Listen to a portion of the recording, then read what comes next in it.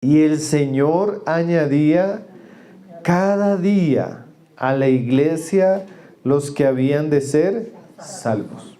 Entonces, esa palabra iglesia es la primera vez que se usa en el libro de Hechos de los Apóstoles. Es la primera iglesia local que se menciona. Y pues obviamente, como se ve, si usted lee el libro de los Hechos, se va a dar cuenta que se refiere a la comunidad de creyentes en Jerusalén. Ahora, la palabra eclesía. La palabra iglesia es una transliteración del griego. Quiere decir que si usted lee el griego, su Nuevo Testamento en griego, va a encontrar la palabra eclesía.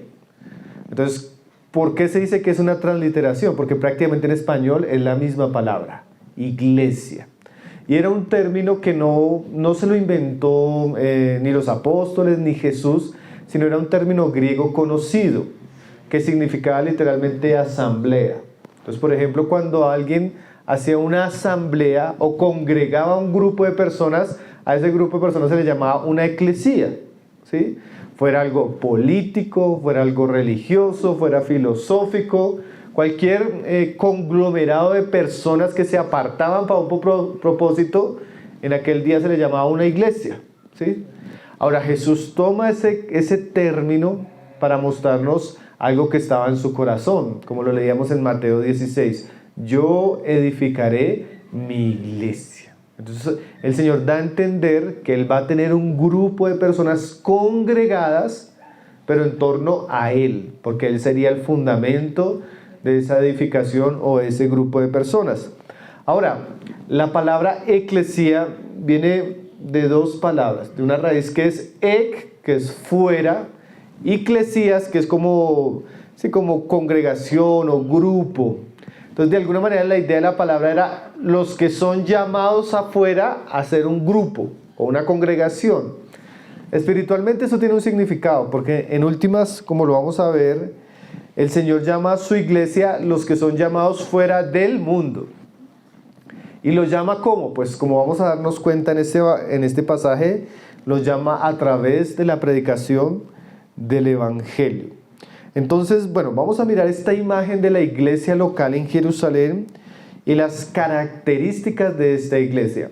Y aquí vamos a comenzar a ver algunas cosas, hermanos, que de pronto en alguna reunión cada una de estas cosas la vamos a profundizar, y hasta de pronto varias reuniones. Pero hoy vamos a tener el marco completo para ver qué cosas caracterizaban en términos del Nuevo Testamento una iglesia local, ¿sí? ¿Por qué? Porque la Biblia, aunque no nos da una descripción exacta, aunque sí la vamos a ver en las epístolas, el libro de Hechos deja las huellas, deja los pasos, o como el mismo nombre lo llama, deja los hechos de los primeros cristianos. Entonces eso nos va a dar un marco de lo que era en términos prácticos la iglesia, cómo se organizaba la iglesia, qué practicaba la iglesia, qué asuntos son indispensables en la edificación de una iglesia local. Ahora, obviamente en medio del cristianismo siempre ha habido extremos. Actualmente existe el extremo, especialmente en las iglesias históricas, donde se genera una estructura, una institución que es la que de alguna manera sostiene lo que es la iglesia. Pero con el tiempo las instituciones se conservan, pero el cristianismo y su pureza y su vida tiende a perderse. Entonces con los siglos se vuelven instituciones muertas, con nombre de cristianas, pero que la misma institución en sí no puede sostener la vida de la iglesia. Pero también está el otro extremo, llegar a decir que la iglesia es tan sencilla o tan orgánica o tan espiritual que nos oponemos a cualquier tipo de organización. Pero como lo vamos a ver en el Nuevo Testamento, las iglesias eran iglesias locales sencillas, pero que las mismas iglesias por la obra de Dios adoptaron una forma, ¿sí? Entonces usted se va a encontrar que cuando Dios usa la figura del cuerpo, el cuerpo es un organismo bien organizado, ¿cierto, hermanos? Entonces la iglesia es espiritual, pero es organizada. Tiene unos ingredientes, tiene una estructura, ¿sí? Tiene unos componentes que uno no puede quitar. Entonces eso es lo que vamos a ver hoy en este pasaje. En este pasaje vamos a ver lo que caracterizaba, los asuntos que caracterizaban una iglesia local. Y eso nos va a servir de marco, bueno, pues para los que ya perseveremos una realidad de iglesia, de en qué asuntos necesitamos concentrarnos, crecer, pero también eso nos sirve, como preguntaban en la reunión anterior, para examinar cuándo estamos delante de una iglesia bíblica y cuándo no. ¿Listos? Entonces aquí vamos a ver varias cosas. Lo primero que vamos a ver es que está en el verso 41. La iglesia es una comunidad de creyentes. Parece obvio, ¿cierto? Pero a veces eso tan obvio, a veces no es tan obvio en la práctica, ¿no? Entonces miren lo que dice ahí en el verso 41. Dice, así que los que recibieron su palabra fueron bautizados y se añadieron aquel día como 3,000 personas. Y usted va a darse cuenta en el verso 47 que decía, alabando a Dios y teniendo favor con todo el pueblo, y el Señor añadía cada día a la iglesia los que habían de ser salvos. Entonces, en términos sencillos, uno puede definir la iglesia en el sentido local como la compañía o el grupo de personas salvas por la obra de Jesucristo que se reúnen en torno a Él. ¿Sí? No puede haber iglesia si no hay cristianos. Eso es obvio, ¿no, hermanos? Lo que nos da a entender que la iglesia no es un lugar. Sí, la iglesia en términos del Nuevo Testamento no es un salón, no es un templo, ¿cierto? Sino la iglesia son las personas. ¿Y cuáles personas? Como decíamos ahorita, las personas que fueron llamadas por el Evangelio y que fueron transformadas por ese Evangelio, y como dice acá, que fueron salvas por ese Evangelio y por ende ahora dan testimonio público de su fe, bautizándose en el nombre del Señor Jesús. Entonces miren lo que dice el 41, dice, así que los que recibieron su palabra fueron bautizados. Entonces de ahí podemos sacar algunas definiciones. No puede haber iglesia sin salvos, y no puede haber salvos sin una predicación fiel del Evangelio. Entonces, para que haya una iglesia local, inicialmente debe haber la predicación del Evangelio.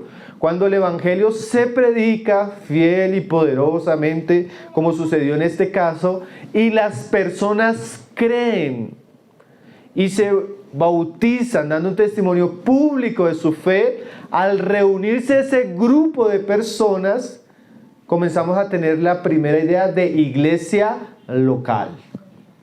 ¿Sí? Entonces miren lo que estamos viendo. La predicación del Evangelio es con el fin de que las personas conozcan a Jesucristo y a través de Jesucristo lleguen a ser parte de esta comunión de creyentes que posteriormente le llaman la iglesia en Jerusalén. Entonces, no puede haber iglesia si no hay salvos. ¿Cierto? Eso es como algo obvio, pero es lo que estamos viendo. Y para que hayan salvos, tiene que haber predicación del Evangelio. Dice, los que recibieron su palabra. Pero no solo predicación del Evangelio, tiene que haber personas que reciban ese Evangelio, que crean en ese Evangelio. Que la palabra entre al corazón, traiga arrepentimiento, traiga contrición, traiga fe. Y las personas quieran ahora seguir a ese Señor del cual han oído. Dice ahí, y los que recibieron. En términos prácticos, recibir es oír, es creer y es obedecer ese Evangelio que apuntaba a Jesucristo y que ellos estaban creyendo. Dice, y los que recibieron su palabra. Dice ahí la frase siguiente, fueron bautizados.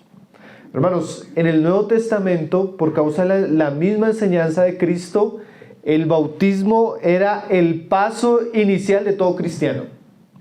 Al Evangelio llegar al corazón de esa persona, tener fe, esa persona era llamada por el mismo evangelio a identificarse públicamente con la obra de Jesucristo. Entonces esa persona al creer pregunta, ¿qué tengo que hacer? Y los apóstoles le dicen, ahora tienes que bautizarse.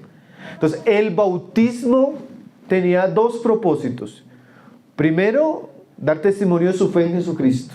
Ese era un asunto que daba la persona que estaba recibiendo el evangelio hacia Dios, hacia los hombres y hacia los testigos que estaban ahí observándolo. Pero el segundo propósito era que inmediatamente la persona daba testimonio público del bautismo, de la fe en el bautismo, esa persona inmediatamente hacía parte, porque se acuerdan lo que leíamos el 47, y se añadieron. Entonces el bautismo era como de alguna manera el paso público de una persona se identificaba con Cristo y también la manera como la iglesia lo recibía como parte de la comunión ahora en Cristo Jesús. Recuerden esto, hermanos, cuando la iglesia comenzó, ella siempre comenzó en un tiempo de persecución. Entonces sus reuniones no eran las reuniones abiertas, como las podemos tener nosotros en el salón, que tenemos la puerta abierta, que tenemos la dirección, que la gente puede llegar. En aquellos días era diferente. Entonces esta asamblea inicialmente, la iglesia en cada lugar, a veces vivía persecución, a veces vivía hostilidad. Entonces las puertas no estaban abiertas. La única manera de poder llegar a ser parte de, era que al oír el evangelio la persona se arrepintiera y se bautizara. Ahí ya los demás entendían que ya era un hermano. Entonces ahí se le recibía. Entonces, no puede haber iglesia local sin predicación del evangelio. Y no puede haber iglesia local sin convertidos, ¿sí? Entonces, a veces comenzamos en un trabajo de predicar el evangelio, pero todavía no hay iglesia. Pero en la medida que se convierten las personas, dan testimonio público de su fe y comenzamos a reunirlas, ahí comienza Dios a establecer lo que sería un testimonio, o lo que hablábamos la vez pasada, un candelero, una iglesia en cierto lugar. Entonces, hermanos, bueno, ahí comenzamos a ver algo muy importante. La iglesia son personas, pero no personas cualquiera, sino personas salvas, redimidas, y que obviamente su fe ha sido tan clara que les ha llevado a dar testimonio público a través del bautismo. Ahí ya la iglesia comenzaba a recibirlo como miembros, como parte del cuerpo de Cristo. Por eso es muy común que cuando alguien nos está visitando a una reunión o llega a escuchar la palabra un domingo y la persona se acerca, uno le pregunta, pues ya te bautizaste, te han predicado el evangelio, ¿es creyente o no es creyente? ¿Sí? Porque de alguna manera ese tipo de cosas son el límite para mostrarnos si estamos delante de un creyente o un no creyente. Obviamente en nuestros días es un poco difícil porque a veces cualquier persona piensa que es cristiana, ¿no? Y hoy en día el bautismo también se administra de maneras que a veces no es tan claro en la experiencia. Entonces a veces uno tiene que entrar a hacer preguntas un poco más precisas, ¿no? ¿Cuándo te bautizaste? ¿Por qué te bautizaste? ¿Dónde te congregabas? ¿Eres creyente? ¿No eres creyente? ¿Y por qué? Porque algo que vamos a darnos cuenta más adelante, hermanos, que es un peligro para la iglesia, es que la iglesia no tenga claramente definida la barrera o el límite entre los que son salvos y los que no son salvos, entre los que son creyentes y los que no son creyentes, ¿sí? Hay iglesias que como su objetivo en un sentido de pronto es las multitudes, las estadísticas, los números, a veces se pierde ese discernimiento. Inicialmente porque no se predica un evangelio claro, ¿sí? Pero tampoco no se hace un discipulado para saber si la persona realmente ha tenido la experiencia genuina del nuevo nacimiento o no. Entonces hoy en día se bautiza a cualquier tipo de personas. Entonces una iglesia sana, bíblicamente, debe tener criterios, primero para entender cuál es el evangelio que se predica. Segundo, para entender qué produce el evangelio en la persona. Y tercero, conducir al bautismo a aquellos que realmente han experimentado la transformación por el poder de la palabra. Así que los que se bautizan literalmente no solo se están bautizando externamente, sino que ya han vivido un nacimiento de nuevo, ¿sí? Entonces una iglesia local tiene que tener claro cuál es el límite de sus miembros y cuál es el de no. Son sus miembros, ¿no? Y sus miembros son los salvos, los regenerados, los hijos de Dios. Y obviamente el bautismo es un filtro importante. No deberíamos llevar al bautismo a alguien que no tenemos claridad de su fe, de su conversión. ¿Listos? Entonces, inicialmente que estamos comenzando con eso que es como básico. Primera idea que nos da este pasaje es que la iglesia es un conjunto de personas salvas, reunidas o añadidas, como dice el pasaje, por la experiencia de la conversión a través de la predicación del Evangelio. Ahora, el pasaje nos va a mostrar desde el 42, prácticamente solo el verso 42, como lo decíamos en la reunión anterior, en qué cosas perseveraba una iglesia.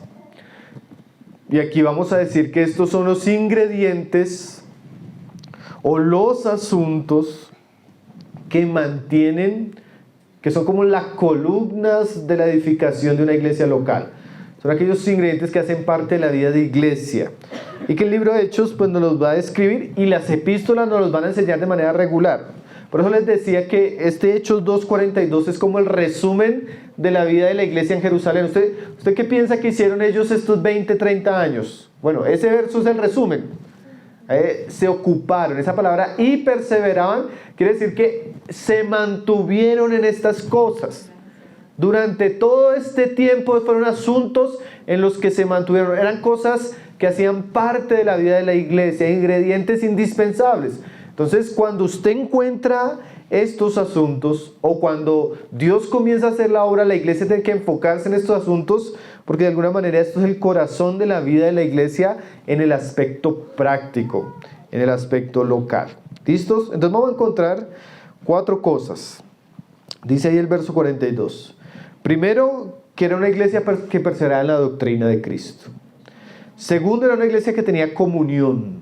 Tercero, participaban del partimiento del pan. Y cuarto, las oraciones. Entonces vamos a entrar en cada una de ellas, porque yo las mencioné la vez pasada, pues lo que vamos a entrar a profundizar un poco qué significa cada uno de esos y cómo se ve esto en la práctica de una iglesia local. Entonces lo primero dice ahí, perseveraban en la doctrina de los apóstoles. Entonces una iglesia local, que es la reunión de personas redimidas o salvas por el Evangelio, se caracteriza porque es una iglesia que persevera, anda, permanece en un crecimiento constante de la doctrina de Cristo. O como dice ahí, la doctrina de los apóstoles. O sea que la primera imagen que nos deja Lucas de esta iglesia en Jerusalén es que había personas, y escúcheme esto, en este caso los apóstoles, había personas que predicaban y enseñaban regularmente la doctrina de Cristo y habían personas que se sometían, escuchaban y permanecían en la doctrina de Cristo. Entonces una iglesia, para ser la iglesia de Cristo, tiene que tener la doctrina de Cristo.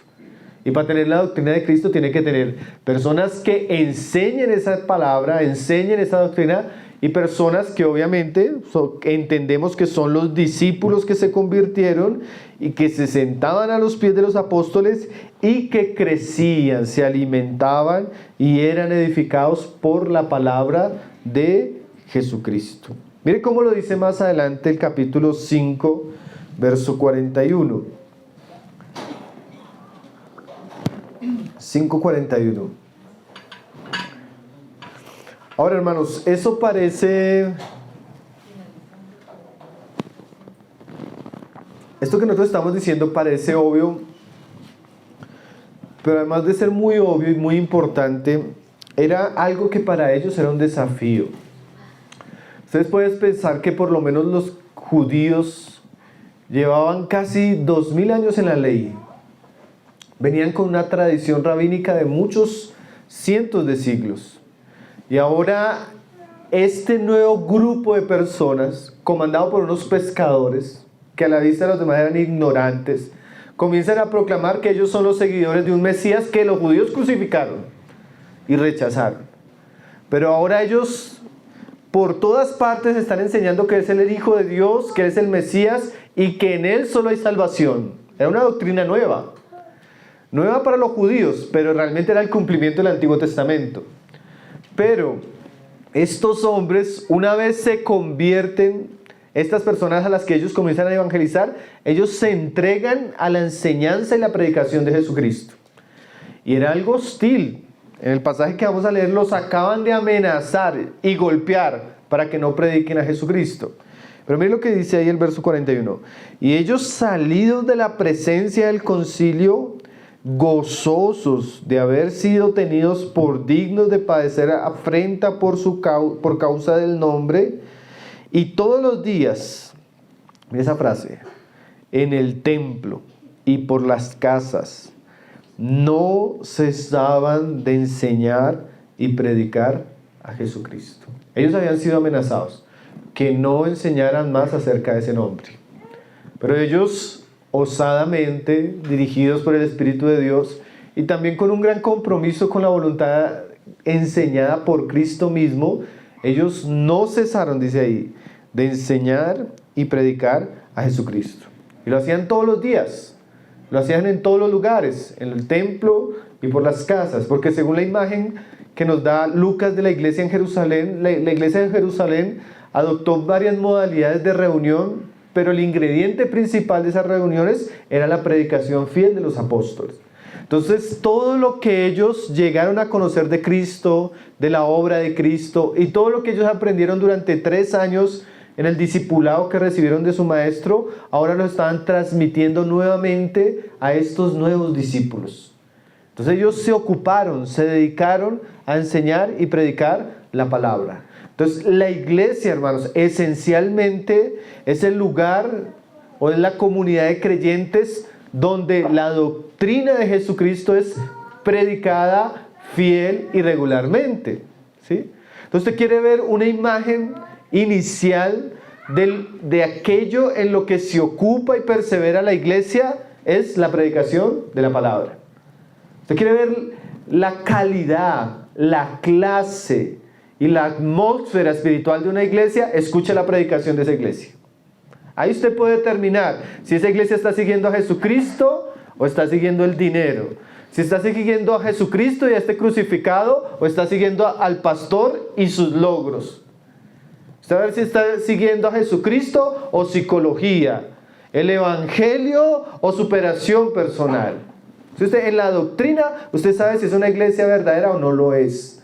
Porque la primera imagen que nos está dando aquí Lucas es que los apóstoles se caracterizaban. Mire cómo dice ahí: por no cesar de enseñar y predicar a Jesucristo.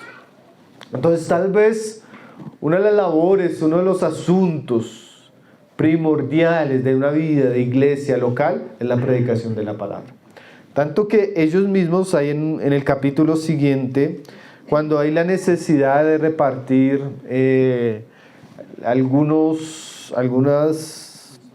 unos enseres para las viudas pobres, ellos tienen que buscar a personas que se ocupen de eso. Dice ahí en el verso 3: buscad pues, hermanos, de entre vosotros a 7 varones llenos de buen testimonio, llenos de Espíritu Santo y de sabiduría, a quienes encarguemos de este trabajo. Y miren lo que dicen los apóstoles: y nosotros persistiremos en la oración y en el ministerio de la palabra. Pues para los apóstoles la enseñanza, la predicación era un ministerio, era un trabajo. Era uno de los trabajos iniciales y primordiales con el cual se edifica la iglesia. Ellos dicen que ellos iban a persistir en el ministerio de la palabra. Entonces, para que haya una iglesia local, tiene que haber personas y tiene que haber hombres apartados por Dios, con el don de Dios, la gracia de Dios, de poder transmitir fielmente la palabra de Dios y alimentar a la grey del Señor. ¿Sí? Entonces una iglesia local, cuando la consideramos a la luz de Hechos de los Apóstoles, la iglesia de Jerusalén, el primer asunto es la palabra de Dios. Había enseñanza. Hermanos, si podemos decir que había una enseñanza regular, porque en este caso era todos los días. Todos los días. Una enseñanza, digamos, podríamos decir más privada en las casas, pero también una enseñanza más pública en el templo, ¿sí? no que la iglesia tenía un templo, sino que la iglesia aprovechaba el templo de Jerusalén y usaba los salones del templo de Jerusalén, que algunos eran grandes, para reunir a toda la multitud. ¿Sí? Ahora, hermanos, esto que parece tan obvio, Pablo nos dice, por ejemplo, Pablo le dice a Timoteo, mira, Timoteo, predica a tiempo y fuera de tiempo, reprende, redarguye, exhorta. ¿Por qué? Porque va a haber tiempo donde la gente tendrá comezón de oír. O sea, el momento, Timoteo, donde no va a poder predicar la palabra, ni a los cristianos. O sea, el Espíritu le mostraba a Pablo que la iglesia se iba a desviar, iba a apostatar, iban a venir tiempos tan peligrosos donde los mismos cristianos ya no iban a querer oír la palabra de Dios, sino que se amontonarían falsos maestros enseñando según los propios deseos pecaminosos de su corazón. Entonces, eso es una advertencia de que aquellos asuntos iniciales, fundamentales e importantes para Dios, con el tiempo iba a ser un desafío, porque la gente no iba a querer escuchar. Y verdad, hay lugares donde usted abre la Biblia, usted comienza a enseñar la palabra tal como es, y a la gente le molesta, le disgusta, le incomoda, ¿sí? No está en esa disposición. Ahora, si les van a contar sueños, visiones, otras cosas, a la gente le gusta eso. Pero enseñar fielmente la palabra a veces no es muy atractivo para la carne, ¿sí? Entonces, esa es la primera imagen que encontramos de la iglesia en Jerusalén. Personas convertidas que ahora se ocupan, perseveran en la palabra de nuestro Señor Jesucristo. ¿Listo? Ahora, segunda imagen que Lucas nos da ahí en Hechos 2:42. Dice, perseverar en la doctrina de los apóstoles, y la siguiente cosa, en la comunión unos con otros. Hermanos, ese unos con otros, eso es algo que usted va a encontrarse a través de todo el Nuevo Testamento. ¿Qué quiere decir eso? La iglesia, además de perseverar en la doctrina de Cristo, la iglesia persevera en el amor de Cristo, especialmente en lo que aquí Lucas llama comunión. ¿Qué significa? Que en el diseño de Dios para sus hijos, para aquellos que eran salvos, Él estableció que la vida de la cristiana de alguna manera se iba a desarrollar de manera colectiva, de manera comunitaria. No iba a ser una vida individual. Entonces Él iba a unir a los creyentes o sus discípulos en una comunión, descrita con palabras sencillas como unos con otros, ¿sí? Entonces, hermanos, la iglesia local, pues en un sentido, es la expresión de la comunión del cuerpo de Cristo en ese lugar, basada, pues obviamente, pues en la unión que tenemos en Cristo los unos con los otros. Ahora, cuando usted habla a veces del término comunión, la mayoría de cristianos solo piensan en un tipo de compañerismo en términos fraternales, y es parte, pero no es lo único. Esa comunión es una comunión espiritual, ¿sí? ¿Por qué es una comunión espiritual? Porque cuando usted cree en el Evangelio, usted es unido a Cristo, pero sin darse cuenta usted también es unido a los que son de Cristo. Así como la vid tiene varias ramas, pero en última es solo una vid. Así cuando usted se unió a Cristo, usted también se unió al pueblo de Cristo espiritualmente. Entonces esa comunión es una comunión espiritual que en el Nuevo Testamento está enmarcada, y escúcheme bien estas palabras, está enmarcada en privilegios y responsabilidades. Esta comunión no es solo una comunión fraternal, sino es una comunión que me permite a mí participar de unos medios de gracia que el Señor le ha dado a su pueblo de manera colectiva. Pero no solo me permite participar, sino que yo también soy responsable. ¿Por qué sé que soy responsable? Porque existen innumerables mandamientos para mí, para mantener esa comunión, esa unidad, esas relaciones, en un ejercicio de recibir y dar. Por eso aparece la palabra unos a otros. ¿Qué quiere decir eso? Pues lo vamos a ir aterrizando, porque a veces nosotros pensamos que la iglesia sí es algo espiritual, es un organismo vivo. Pero así como un cuerpo tiene miembros y esos miembros están entrelazados, ¿sí? ¿cierto? Por coyunturas, por músculos, por huesos. Y todos son parte el uno del otro. Así es la comunión que el Señor describe de su iglesia. Quiere decir que el Señor quería que cada uno de sus hijos creciera en un ambiente de compañerismo, de unión responsable, de cuidado mutuo, de edificación mutual, como lo vamos a ver en otros pasajes. Entonces, hermanos, cuando dice que tenían comunión, es que los que se convertían entraron a ser parte de una unidad, de una relación muy íntima, tanto que la Biblia dice que ahora ellos eran una familia, un cuerpo, un rebaño, ¿se acuerdan las ideas? Un edificio.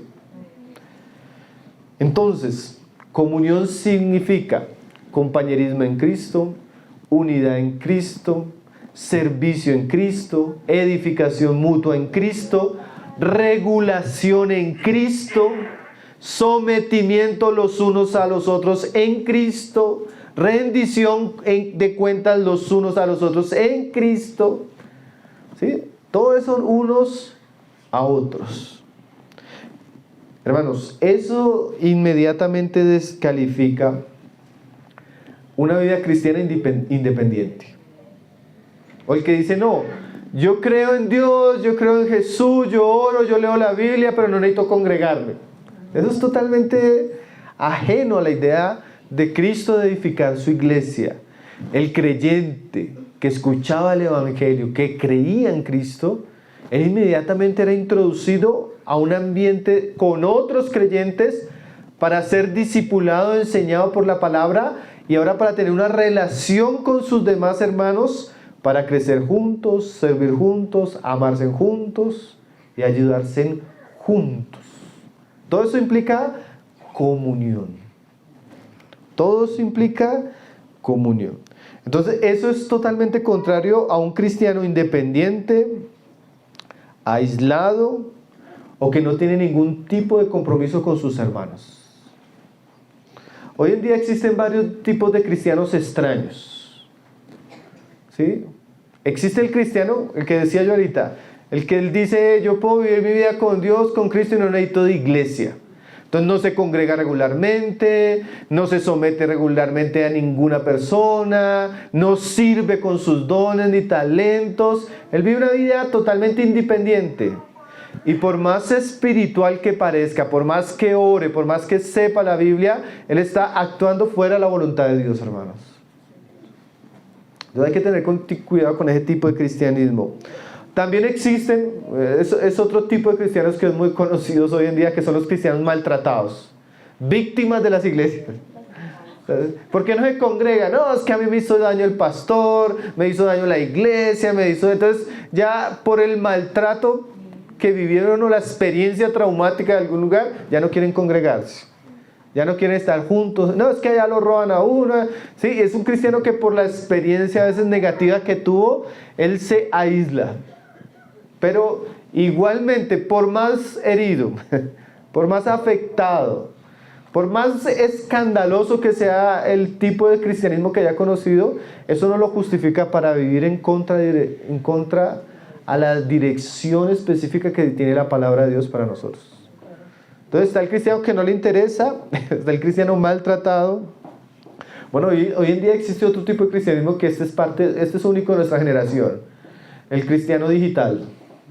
Entonces yo me congrego por YouTube. ¿Sí? Entonces voy y escucho a MacArthur, escucho a los mejores predicadores, pero no necesito una iglesia, no necesito con quién congregarme. Pero eso tampoco es parte de la voluntad de Dios, hermano.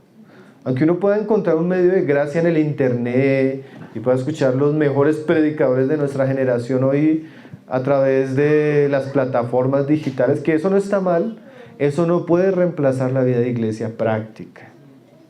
Porque el día que usted esté enfermo, el predicador de la pantalla no va a orar por usted. El día que usted esté en pecado, el predicador de la pantalla no lo va a poder exhortar. El día que usted necesite una familia para que también comparta con sus hijos que son cristianos, no lo va a encontrar en la pantalla. O sea, la pantalla y el internet no suple las necesidades fundamentales que Dios otorgó a la comunión práctica del cuerpo de Cristo. ¿Me hago entender, hermanos? Entonces, si usted es un verdadero cristiano, y escúcheme esto, Si usted es un verdadero cristiano, el Señor lo llama a vivir una vida de iglesia. Y eso implica disponerse a estar con otros cristianos para aprender la doctrina de Cristo. Y también, cuando usted se convierte a Cristo, en un sentido, hay algo que el Señor va a quitar de nosotros que es muy común del hombre, y es nuestra individualidad. Es que es mi vida, es mi familia, son mis decisiones, es lo que... Eso no existe en la vida cristiana, hermano. Porque usted una vez se convierte a Cristo, usted ya tiene un Señor en su vida. Entonces no es su vida, la vida es suya, Él la compró en la cruz. ¿Sí? Entonces ahora usted tiene que aprender a negarse y a sujetarse a otro. Y ese otro le dice, camina con mis hijos, aprende con mis hijos, sujétate a mis hijos, recibe consejo de mis hijos. Aprende a recibir también la exhortación de mis hijos y a exhortar cuando uno de mis hijos se vaya y tú por amor lo necesites ayudar. Y todo eso es lo que hablamos de privilegios, pero también incluyen responsabilidades en la comunión. Por eso a veces la vida de iglesia es tan difícil para algunas personas, porque hay un corazón demasiado estrecho. Yo, mi vida, mi familia, no se metan, no sé qué. Sí.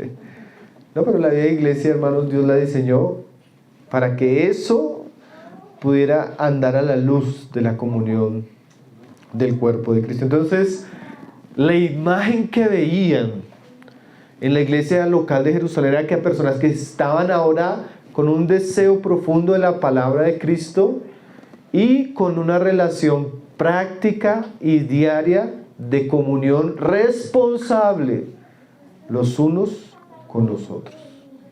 ¿Sí? Son imágenes importantes que nos da la Biblia de la iglesia local. Para eso Dios diseñó la iglesia local, para que podamos aprender su palabra y para que en comunión responsable los unos con los otros pudiéramos crecer y desarrollar nuestra fe. ¿Listos? Ahora, tercer asunto. Entonces dice, perseverar en la doctrina de los apóstoles, en la comunión unos con otros. Y dice ahí el tercer asunto, en el partimiento del pan. Obviamente esa alusión de Lucas es la celebración de la Santa Cena. Ustedes se van a dar cuenta, mis hermanos, que los 4 evangelios terminan mostrándonos que la noche antes del Señor ser entregado, la noche de la Pascua, el Señor celebró la Pascua con sus discípulos. Y Él estableció, hermanos, no fue la iglesia, no fueron los apóstoles, sino fue Él mismo. Él mismo estableció que ellos debían hacer un memorial de su muerte, donde representado por el pan y el vino, ellos iban a recordar cómo su cuerpo iba a ser entregado y su sangre derramada. Y Él les dijo, hagan esto en memoria de mí. Quiere decir que la referencia del partimiento del pan es que los apóstoles tomaron muy en serio los mandamientos de Cristo y los practicaron. ¿Sí? Entonces, primero, la doctrina de Cristo. Segundo, la comunión. Y tercero, los mandamientos de Cristo. ¿Qué quiere decir eso? Cada vez que los apóstoles y la iglesia en Jerusalén se reunían, por lo menos el primer día de la semana, ellos partían el pan. Era parte de su comunión. ¿Sí? En su comunión ellos expresaban públicamente la obediencia a los mandamientos de Cristo. Entonces, una iglesia local, además de perseverar en la doctrina, mantenerse en la comunión, era una iglesia que se mantenía obedientemente a los mandamientos de Cristo. En este caso, pues, Lucas hace una referencia a la cena.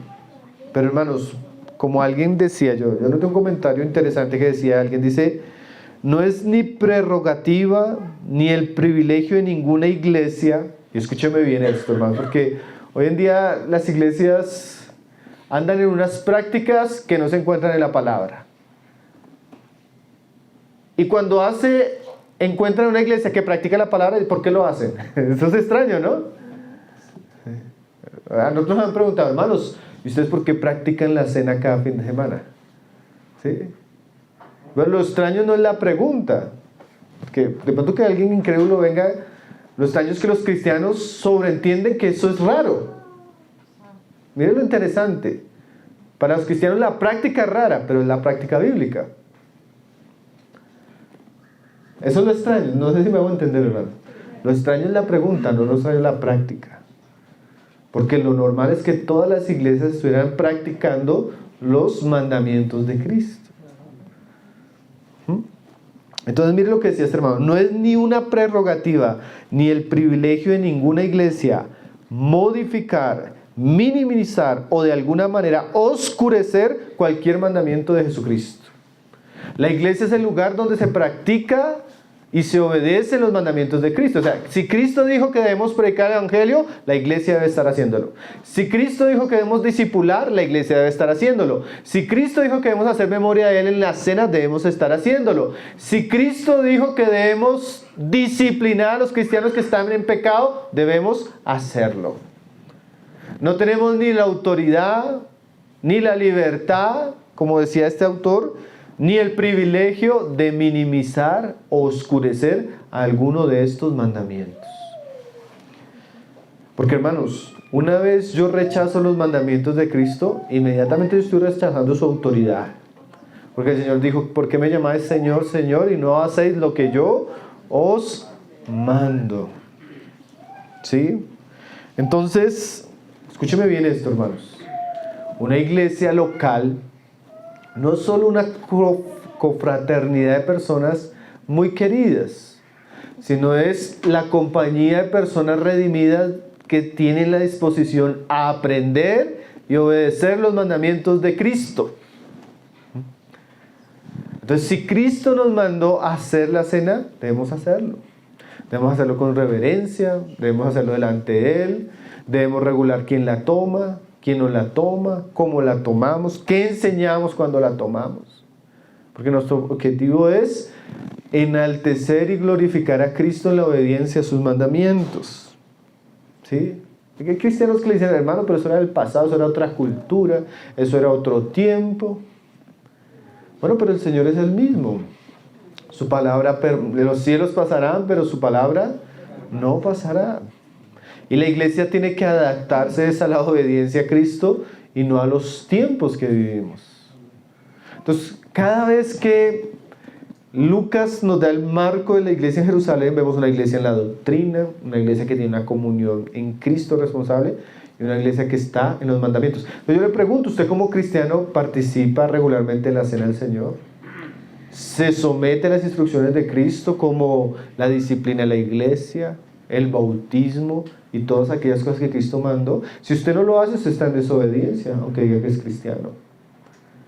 Si usted no asiste regularmente a una iglesia, si usted no tiene una comunión responsable con los hijos de Dios, y en ese lugar no se obedecen los mandamientos de Cristo, usted está en dirección opuesta a la voluntad de Dios, y tiene que redireccionar su vida. ¿Sí?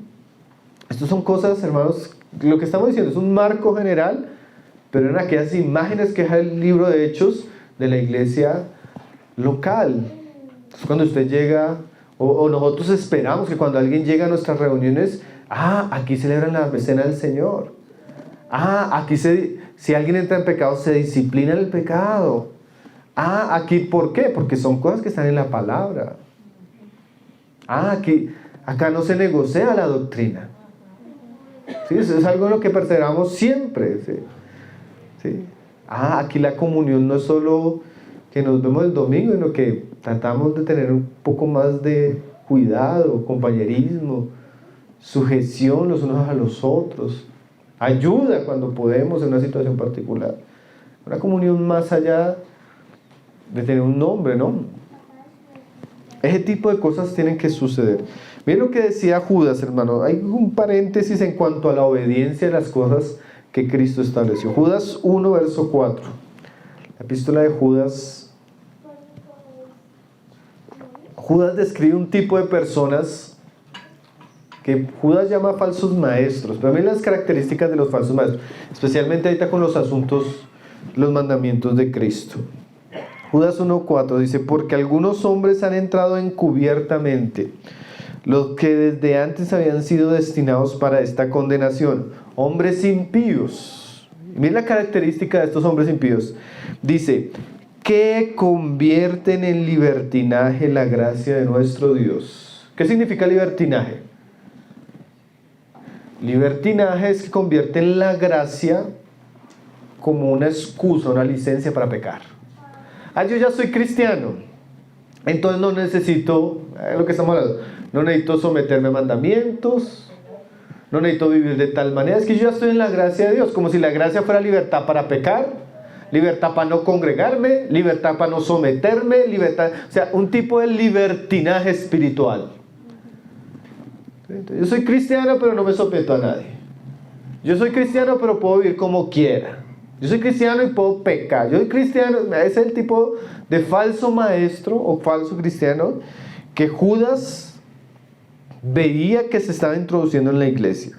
Y no solo dice convierten en libertinaje la gracia de nuestro Dios, sino que dice ahí, y niegan a Dios el único soberano y a nuestro Señor Jesucristo. O sea, de alguna manera ellos niegan la autoridad de Dios, el soberano y de Jesucristo. ¿Cómo yo niego la autoridad de ellos? Cuando yo no me someto a sus mandamientos. Cuando yo adopto un discurso donde los mandamientos y la palabra de Cristo no tienen relevancia para nosotros e importancia. Entonces volvemos a lo que podemos decir ahorita. Yo escuchaba un grupo de iglesias, hoy en día se llaman iglesias orgánicas. No, nos reunimos, la iglesia es espiritual, la iglesia es libre, la cena era una tradición antigua, nosotros ya no necesitamos, eso ya no es nuestros días, no de esto. ¿Sí? Entonces hablan en contra de las autoridades de la iglesia, hablan en contra de los sacramentos como el bautismo, la cena del Señor, hablan en contra de los dones como los ministerios de enseñanza. Entonces como una especie de anarquía espiritual esas iglesias. ¿Sí? Todos somos iguales, nadie se debe someter a nadie. Y sí, en un sentido todos somos iguales, somos hombres pecadores. Pero entre los hombres redimidos dio Dios dones, ¿no? Y dio autoridades, y dio prácticas, dio mandamientos. Entonces, una iglesia local es una iglesia que se mantiene fielmente en obediencia a los mandamientos de Cristo. Y eso debe ser visto. Eso debe ser visto. Es interesante que la gente llegue y diga, oye hermanos, ¿por qué hacen ustedes eso? Y es interesante que usted le pueda responder, hermano, es que la palabra enseña que como cristianos debemos obedecer a Cristo en esto, y en esto, y en esto. Simplemente estamos obedeciendo la instrucción bíblica. Ese era el tercer asunto. Era una iglesia que andaba, perseveraba en las instrucciones o mandamientos de Cristo. Y el último asunto que nos muestra en Hechos 2:42 es las oraciones. Dice, en el partimiento del pan y en las oraciones. Entonces la iglesia de Jerusalén era una iglesia, hermanos, que perseveraba también en la oración. Y podríamos que incluir con la oración, como lo vamos a leer más adelante en el verso 46, en la adoración pública. ¿Qué quiere decir esto? Esta iglesia perseveraba en la doctrina, tenía una comunión responsable, obedecía los mandamientos de Cristo y ofrecía un culto a Cristo a través de las oraciones y la adoración pública. Porque miren lo que dice el verso 46. Dice, y perseverando unánimes cada día en el templo y partiendo el pan en las casas, comían juntos con alegría y sencillez de corazón. Dice ahí, alabando a Dios. Entonces, esta iglesia, cuando Lucas la veía, los cristianos se juntaban. Dice ahí que perseveraban unánimes. Y vuelve a mostrarnos los lugares donde lo hacían, en el templo y en las casas. Y cuando ellos se juntaban, habían oraciones y adoración pública. Ese es el cuarto asunto, hermanos. La iglesia es una comunidad de creyentes donde se ofrece oración y adoración a Dios. ¿Sí? Donde se ofrecen cultos corporativos, públicos, de adoración y oración a Dios y al Señor Jesucristo. Entonces, cuando Lucas muestra la imagen de Jerusalén, muestra también una iglesia que no solo obedece los mandamientos de Cristo, sino que persevera en reuniones de oración y adoración pública. Reuniones donde Dios es adorado, pero donde también los creyentes son edificados. ¿Sí? Era una iglesia, me gustan mucho esas palabras que usa Lucas ahí, dice, una iglesia que perseveraba. El creyente, hermanos, cuando es salvo y es añadido a la comunión de la iglesia local, él debe regularmente participar de las convocatorias de la iglesia. Él debe participar de la convocatoria a orar. Él debe participar de la convocatoria a hacer memoria al Señor en la Santa Cena. Él debe participar de la convocatoria de alabar y adorar junto a sus hermanos a Dios. Como debe participar en las convocatorias de escuchar la palabra.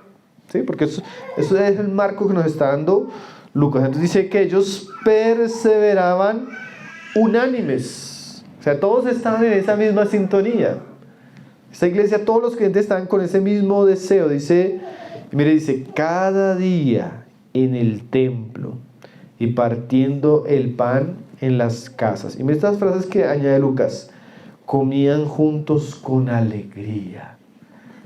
Esa frase, con alegría. Vamos, para algunos cristianos a veces las reuniones son una carga, ¿no? Pero no debería ser así. Ellos cuando se iban a reunir a orar, a adorar a Dios, a compartir con sus hermanos, era algo que les daba alegría. Había un gozo y obviamente esto es espiritual. No era algo basado en las situaciones, porque si usted lee el contexto de las situaciones de estos cristianos, a veces era persecución, a veces era hostilidad, a veces serían dificultades, pero lo cierto es que ya desde el Antiguo Testamento se mencionaba, era que cuando el pueblo de Dios se reunía para adorar a Dios, para orar a Dios, para escuchar la palabra de Dios, el Espíritu Santo ministraba un aceite, ¿sí? Y ahí había bendición. Entonces ahora mucho más en el cumplimiento de los tiempos que el Mesías de Israel había venido, ahora cuando su iglesia se reunía, Él derramaba bendición, vida eterna, gozo espiritual, edificación, llenura, ¿no? Y eso sucede cuando la iglesia se reúne. Entonces, algo que es muy importante, hermanos, en una iglesia local son sus reuniones. Y el carácter espiritual de sus reuniones. Cuando la iglesia se reúne a adorar, y obviamente la adoración es basada en la palabra cristocéntrica, que enaltece a Dios, que también nos edifica, nos enseña, nos consuela. Esos tiempos de adoración con la palabra, donde cantamos signos espirituales, donde levantamos cánticos a Dios, son momentos donde Dios es glorificado y donde nosotros somos llenos, ¿no? Entonces, la imagen de la iglesia de Jerusalén era una iglesia que en sus reuniones fuera, el lugar no importaba, porque se ve que en las casas y en el templo, más adelante alquilaron una escuela ahí en Éfeso y en Corintio, un lugar. El asunto no era el lugar, el asunto era lo que sucedía en ese lugar. Se levantaban oraciones al Dios verdadero a través de Jesucristo, y eso había un ambiente de gozo, de llenura espiritual. Dice ahí, con alegría, y esa frase también interesante, y sencillez de corazón. ¿Y saben qué significa sencillez de corazón, hermanos? Uno de los mayores problemas que Cristo denunció de su generación era esa religiosidad muerta, esa religiosidad de tradición, que eran formas, un formalismo donde había mucho ritual, había mucha adoración externa, donde se enfocaban mucho los fariseos en la manera de vestir, en el lavamiento de las manos, en cosas externas, en el arrodillarse, en el pararse. Pero detrás de todo ese formalismo y todo ese culto institucionalizado, lo que había era muertos, eran sepulcros blanqueados. Por fuera eso parecía hermoso, pero por dentro estaban muertos. ¿Te has visto un muerto? ¿Usted alguna vez ha abierto un sepulcro que la persona lleva varios tiempo muerto? ¿Eso es lo que encuentra por dentro? Esa era la religión de los judíos. Parecía linda por fuera, pero por dentro era pestilente, hermano. Entonces, cuando habla aquí de que la iglesia lo hacía con sencillez de corazón, Es que cuestiones de formalismo, ritualismo, como la ropa, como el párese, el siéntese, la decoración, eso no era parte del culto cristiano. Lo que verdaderamente eran corazones transparentes, íntegros, que amaban, desean conocer a Jesús, desean servir a Jesús, desean hacer de Jesús su Señor. Entonces por eso dice Lucas que comían juntos. Los fariseos no comían juntos con el pueblo, hermano. Era una clase especial y el pueblo era por allá. ¿Sí?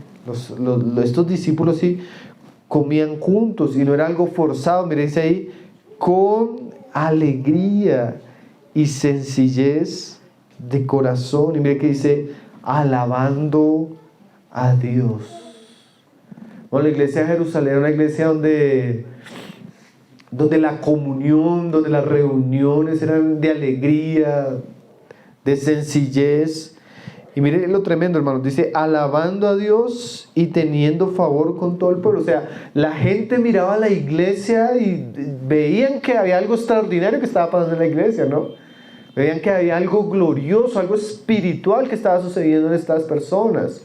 Y yo pienso, hermanos, que yo digo que uno de los termómetros también bien importantes de la salud espiritual de una iglesia es su culto, especialmente, ¿saben qué, hermanos? La alabanza.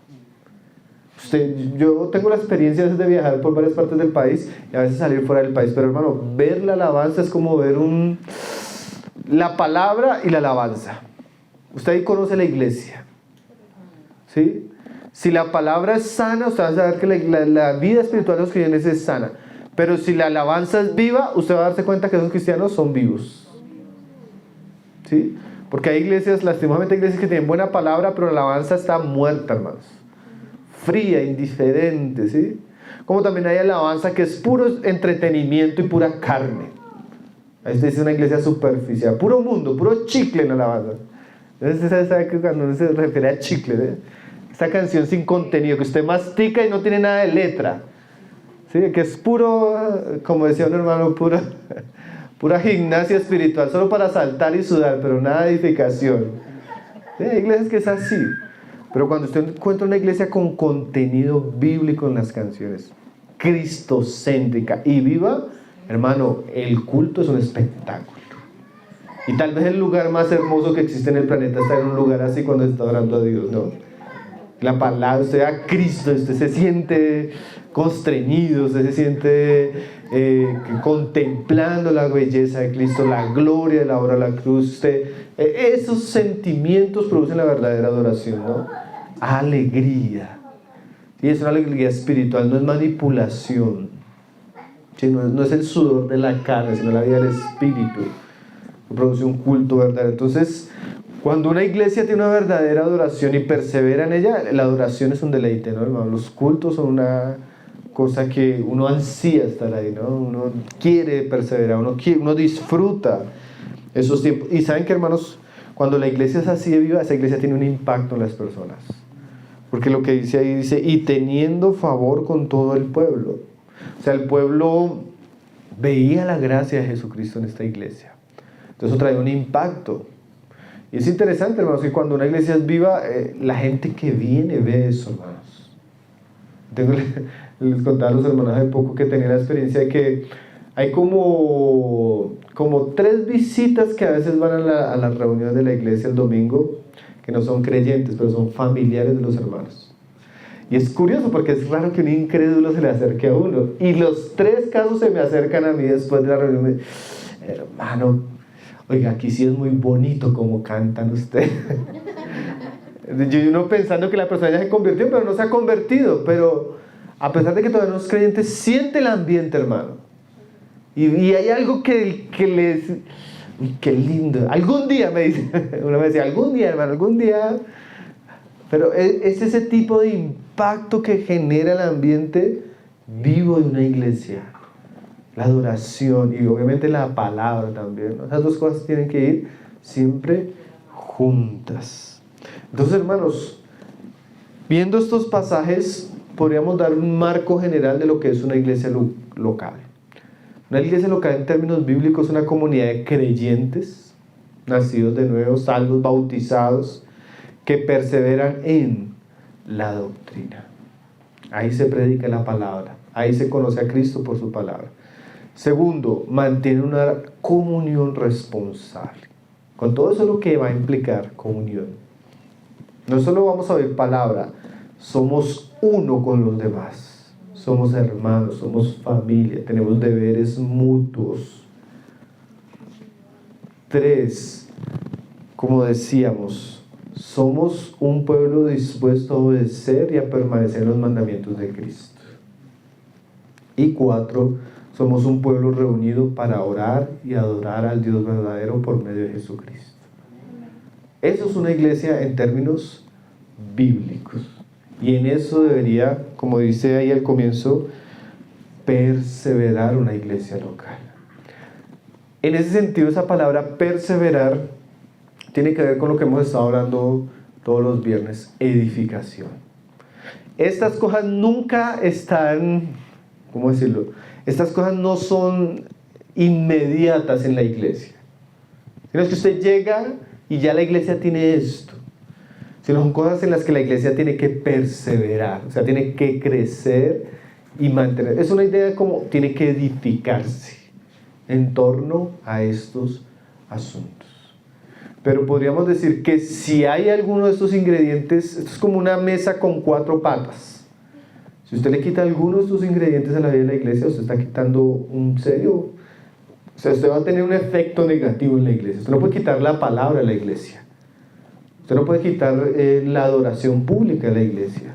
Usted no puede quitar los mandamientos de Cristo de la iglesia. ¿Sí? O usted no puede quitarla, porque si usted quita alguna de esas cosas, usted va a tener una crisis. ¿Sí? Nada de eso se puede quitar, son cosas vitales. Entonces, hermanos, son cosas en las que necesitamos crecer, perseverar y mantenernos. Ahora, si usted es cristiano y usted, hermano Pablo, yo no me congrego en un lugar donde me escuche la palabra, yo no me someto a nadie, ¿sí? Yo no, ¿qué es eso de hacer los mandamientos de Cristo? O a mí no me gusta la alabanza. Hay gente que le habla a uno así, ¿no? Y quiere decirle que usted tiene que reconsiderar su vida cristiana. Porque mi vida cristiana no puede estar fuera de este marco. Ni mi vida cristiana ni mi vida de iglesia. Nosotros debemos caminar y perseverar y mantenernos en cada uno de estos asuntos fielmente. Entonces, hoy vimos ya por lo menos una visión completa general de lo que es una iglesia local. Como les decía, de aquí en adelante vamos a entrar a perseverar en algunos de ellos más profundamente. Entender esto nos va a ayudar, hermanos, a saber si estamos caminando correctamente como iglesia. Usted que está llegando a la iglesia, entre nosotros, usted puede examinar: los hermanos acá perseveran en la palabra. Los hermanos, ¿qué tipo de comunión tienen? Los hermanos acá obedecen los mandamientos de Cristo, o las actividades giran en torno a otra cosa. Porque hay iglesias que tienen un montón de actividades, ¿no? Hoy en día eso de todo. Sí, en Estados Unidos, hermanos, se va a iglesias donde tienen gimnasios, teatros, todo tipo de actividades. Pero usted no encuentra los mandamientos de Cristo. Entonces usted llega y los hermanos acá en qué perseveran y cómo perseveran. ¿Sí? Y también el culto público, hermano, la adoración. ¿Sí? Yo hablaba en estos días con un hermano que me decía: hermano, voy a un lugar, hermano, que eso parece un cementerio, está muerto. ¿Qué debo hacer? También me escribió una hermana de otro lugar: hermano, estoy yendo a un lugar donde la iglesia es puro entretenimiento, hermano. Desde la alabanza hasta la predicación. Y no, sí, ¿para qué? Uno se entretiene allá, pero sale y no cambia, hermano. No conoce a Cristo. Yo, ¿a dónde estoy llevando a mis hijas?, me decía la hermana. Y yo decía esa palabra fuerte: el pastor se volvió un motivador, por no decir un payaso, me decía ella. Y bueno, cuando uno está contando esa realidad, uno tiene que orar y pedirle al Señor que lo guíe a un lugar que siga las pisadas del rebaño de Jesucristo en el Nuevo Testamento. Porque lastimosamente hoy en día es difícil, ¿no, hermanos? Difícil encontrar una buena iglesia, encontrar una iglesia bíblica. Pero bueno, también por estas cosas es bueno entender esto. Eso nos permite discernir los tiempos que estamos viviendo y las cosas en las que debemos perseverar. Amén.